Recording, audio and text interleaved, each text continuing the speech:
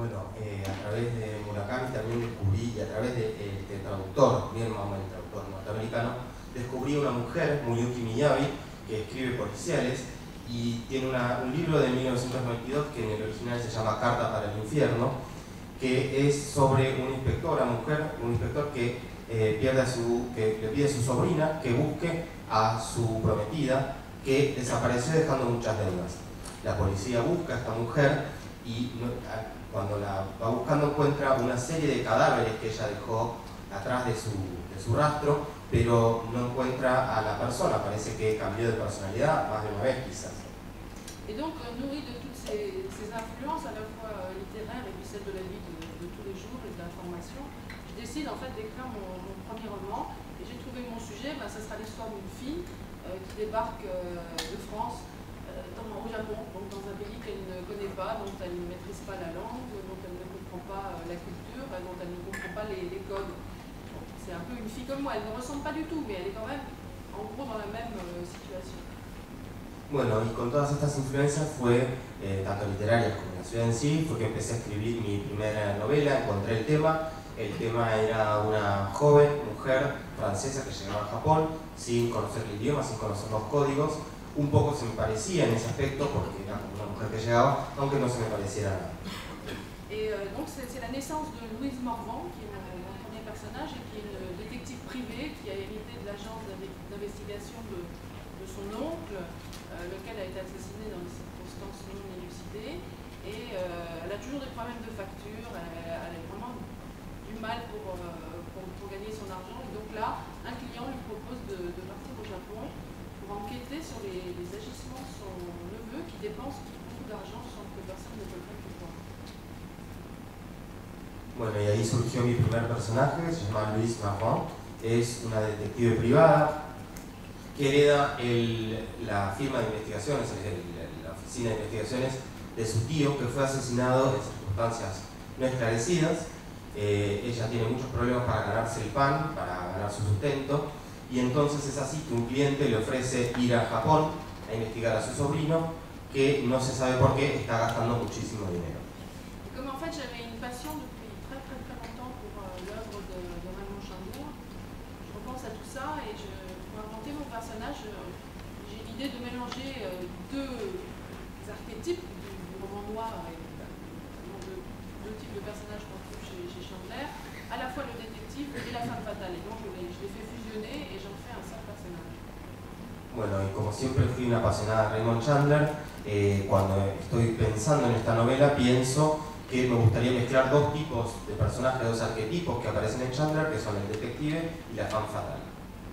Et donc Louise se promène dans un Tokyo gorgé de pluie, d'inquiétude et en fait je me mets dans ses traces et c'est assez merveilleux comme sensation de découvrir une ville, de découvrir des endroits et de pouvoir utiliser tout ce matériau qu'on a à disposition, tous ces petits détails de la vie quotidienne, tout ce qu'on vous dit, pour en fait les remodeler et en faire une fiction.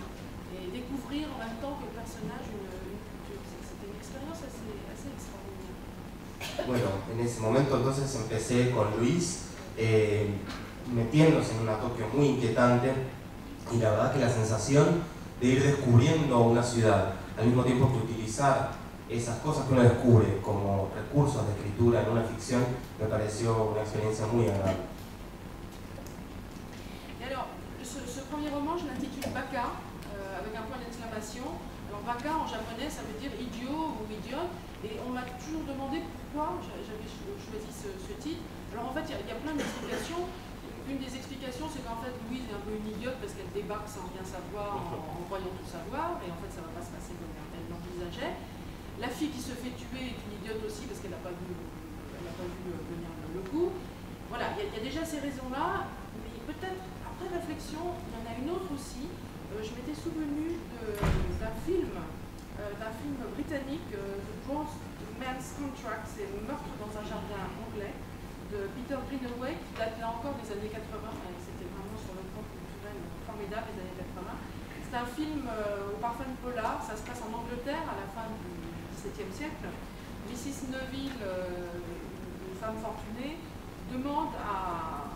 non, c'est Mrs. Herbert, une femme fortunée, qui demande à M. Neville, un artiste de dessiner les jardins de la propriété de son mari.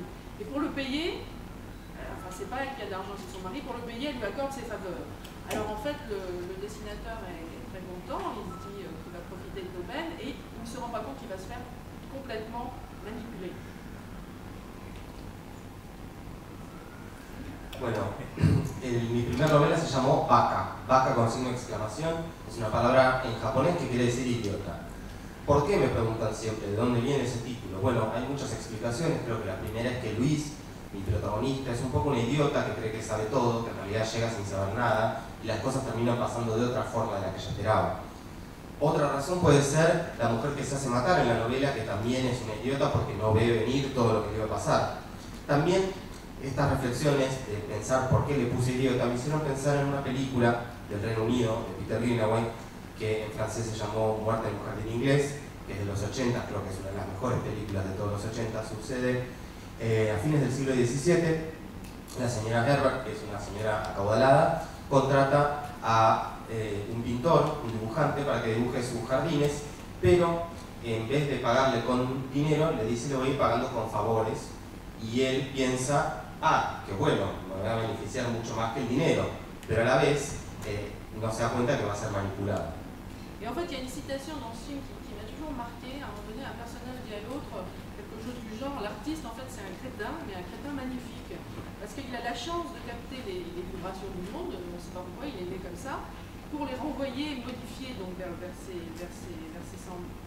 semblables. Mais en fait, dans le fond, il ne sait pas exactement ce qu'il fait. C'est son instinct qui lui souffle les commandes, et lui, dans le fond, il exécute. Donc, je me suis dit, mon personnage, elle est Baka, la fille qui se fait tuer, elle est Baka, et puis moi aussi, moi, je suis Baka, j'ai fait des romans, je suis Baka, je ne sais pas complètement ce que je fais, mais ça fait rien, je le fais quand même. Bueno, y esto también me hizo pensar en otro criterio, ¿no? Para pensar por qué le puse idiota. Hay una cita de ese personaje en la película que dice, los artistas son unos idiotas magníficos, porque tienen la capacidad de captar la vibración del mundo, la esencia del mundo, pero al mismo tiempo no tienen idea de cómo ni por qué lo hacen, es simplemente seguir ese impulso. Así que también yo era como un idiota porque estaba haciendo eso mismo, seguir ese impulso de captar el mundo sin saber exactamente por qué. Alors, l'expérience japonaise dure un certain temps, ensuite nous sommes mutés à Singapour, et là j'espère que je vais trouver une idée, mais en fait la ville est extrêmement policée, extrêmement propre, extrêmement organisée, et c'est peut-être à cause de ça, je n'arrive pas à raconter d'histoires qui se déroulent à Singapour, mais bon, il y a quand même des tas d'impressions qui sont formidables et dont je me nourris, puisque c'est en fait l'occasion de voyager en Asie du Sud-Est, étant donné la localisation très intéressante de Singapour. Donc il y a une série d'impressions en Indonésie, aux Philippines, en Thaïlande, etc. qu'on retrouvera après dans les romans sous différentes formes. Bueno, no me pasó lo mismo. Después de Japón nos mudamos a Singapur y ciertamente no me sucedió lo mismo con Singapur. Es una ciudad extremadamente controlada por la policía, muy limpia, muy organizada, aunque me hubiera gustado haber encontrado un estímulo para escribir algo, no me pasó, no me sucedió.